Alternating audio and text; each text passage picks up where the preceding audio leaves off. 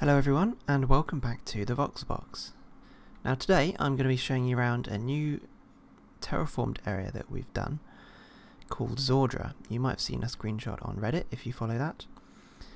And it's basically going to be an area where me and Tishkin are going to build a city, or two, or three, or four, maybe a few towns to go with it. And it's going to include a bit of lore and epic builds and stuff like that. I'm going to show you around. We've been doing some terraforming around here. Up here we've got a scale model of the area that we're actually building. So if you look at it from this angle, you have the source of the river, and this follows down the mountain. This is a very, very small scale. There's some lore here, perhaps some ideas. Perhaps the people of this canyon or valley worship the river. We've got the Great Bridge here, and this joins Albanthus and Aloria, which are the two main cities. And there's various lore behind this. There was a war between the two factions over the land in the middle, the very fertile land, of which is now owned by a town called Taran.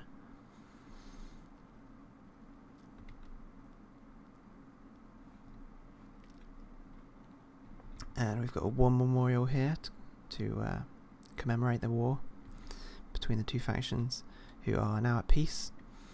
I wanted to put in kind of a hawk statue. You have one hawk on each side of the river as you go out, possibly to the sea. We haven't decided yet. And there'd also be a small valley down here going to a town called Hilva, which is the only access point for Parliament, which is a small building or congregant of people and buildings who or where the two factions meet at sometimes to discuss lore and the future of the land. This is all made with Voxel Sniper plugin. You might have heard of that before. We've got down here is actually I didn't show you that bit. There's a town called Convalis, and this is supposed to be the main travel hub. It's the largest area in size in terms of ownership of land, but when I was terraforming, I actually let the sea into the sort of an alcove shape. And we've got this nice beach area, so we might develop this into some kind of transport hub. There's a nice crevice or opening through the rock that goes into the main valley. This is the part I terraformed, the other half being Tishkin's on his side. That features a bit of white rock to make it look quite nice. This goes down south towards the sea, possibly. This is where the hawks would be on each side. A very grand entrance or exit to the valley. If we take a look left, there's the small narrow valley, which you could take a single boat or two down to the town of Hilva. And then there's a small pass through here to behind my mountain, which I have yet to name, to Parliament. If we come up and over the mountain, we find ourselves on the other side of the mountain and into the valley. This is a design for the hawks. If you can see that, you've got the two beaks there and their wing, each having a wing coming down, a very narrow gap in the middle. This is obviously a scale model, and they'll be parted a bit further when I actually build it. So down here is the town of Taran, and there's another pass through there. Don't know where that goes yet.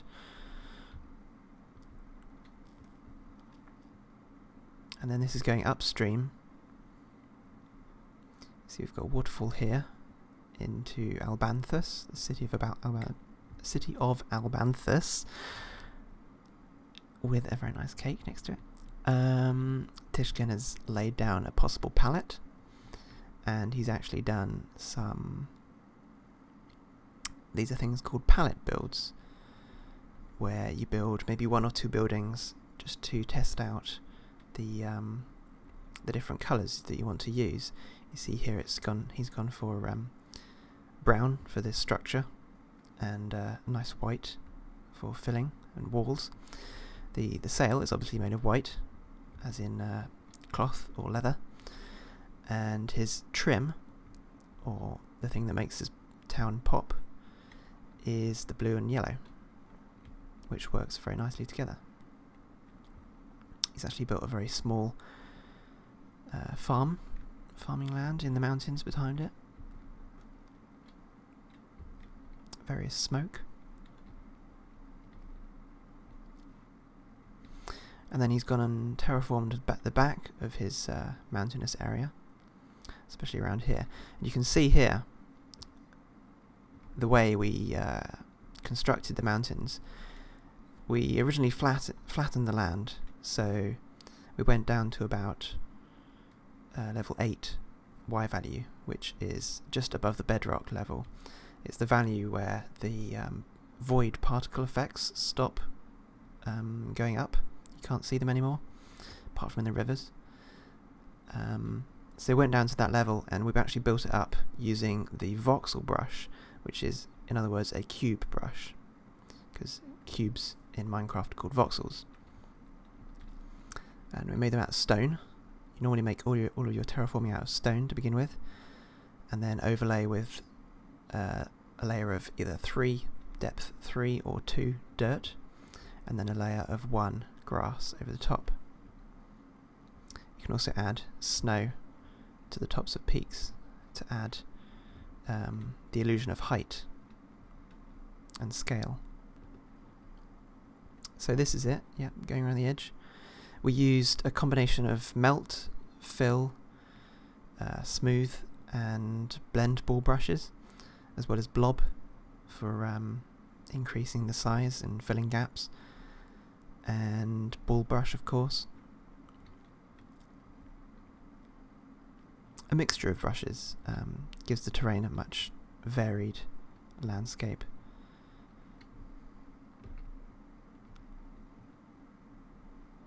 So that's quite nice. We'll obviously finish the edges if it ever gets ported over to the new map.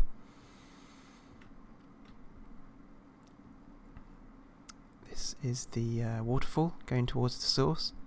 Notice how it sticks to real life features, and as in the source starting at the top of the mountain, it should probably actually go up to a peak. We might build some more mountains around the back to make it go up higher if we ever develop it out this way. Anyway, it follows the force of gravity, as does water in Minecraft. It goes downwards over the waterfall. I've actually made a plunge pool. If any of you studied geography at school, maybe you might have done waterfalls or natural erosion.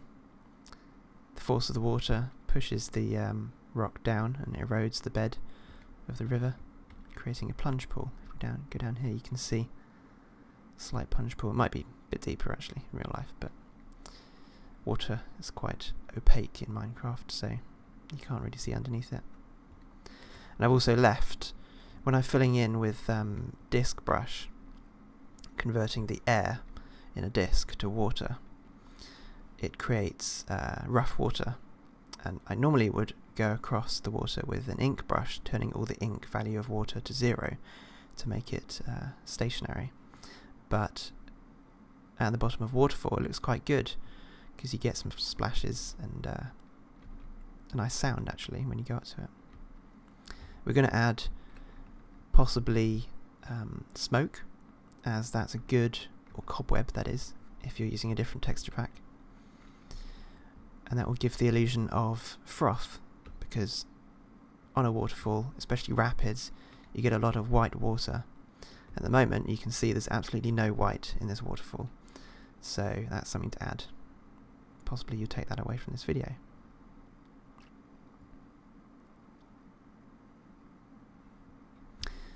Here's another thing, gravel and deposition on the inside of a curve of water in a river.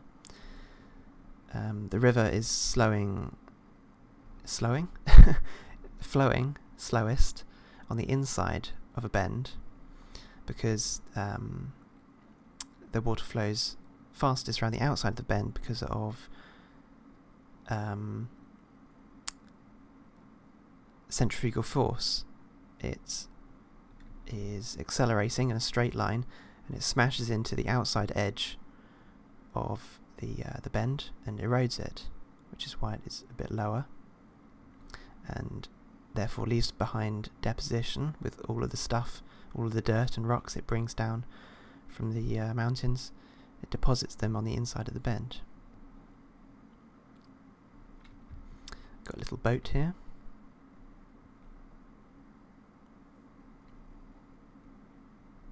And this goes off down here. We've got a very nice height. You can actually see here the Y value is 7, but I'm not too worried about that. There's a you can see the particle effects here, very slight, which shouldn't be too bad. And then obviously if you're coming down a boat, you'll look up, and this goes up to height 92 or 93, which is quite high. We've got over there, that's the highest mountain peak at 127, so you don't get the shadow on top at 128. We might possibly extend these mountains upwards, but they would need extra mountains around them so they don't look out of place. You know, two huge columns of rock wouldn't really suit the landscape very well. So yeah, that's just a basic overview of what we're building at the moment. It's kind of like a planning stage. We've gone through various planning stages. I mean, Tishkin has written something up on the wiki, on the Voxel wiki page, which I'll link in the description below if you want to read it at all. Bit of lore there. I mean, we spent a while naming the towns and cities, getting the right names. We'll name various mountains and locations throughout the area, as well as the bridge, the Great Bridge, which is going to span from over here all the way across to about here. I've got this opening ready to take it. That'll be a nice grand opening into my city.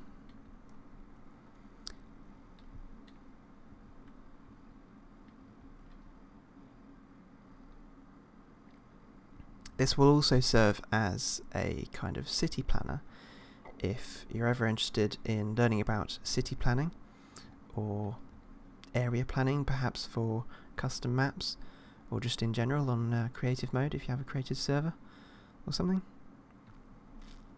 It'll be valuable to keep in contact with me and watch my videos. I won't say subscribe because everyone says subscribe. I'll let you subscribe if you wish to subscribe. I will not force it upon you. But make sure you like. Yeah, likes are good. Anyway, that's it for now.